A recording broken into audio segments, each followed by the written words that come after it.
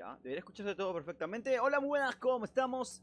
Sean bienvenidos a un nuevo vídeo explicando sobre Natsu no Tensai, de esta película que estuvo estrenándose supuestamente este año, lo cual sí va a ser, porque ya lo acabo de ver que está en Netflix.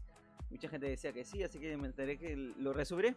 Lo subiré a un link que está en la parte de abajo en Mega. Entonces, si lo quieren ver, pues ahí lo voy a dejar, ¿eh?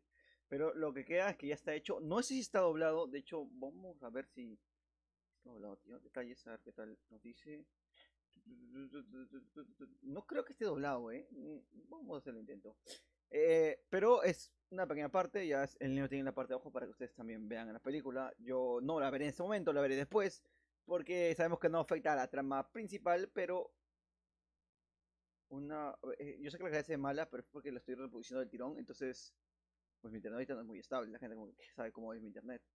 Quiero escuchar una parte y que se vea, no que se vea, sino que pues, ¿cómo te explico, crack?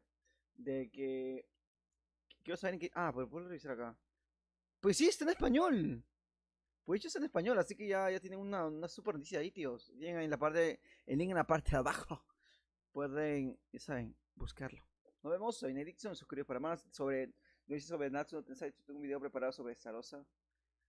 Sé que tienes orgullo. Y nos vemos en un gran nuevo vídeo para la gente. Está en español y con todos los subtítulos en japonés, en español, en japonés otra vez.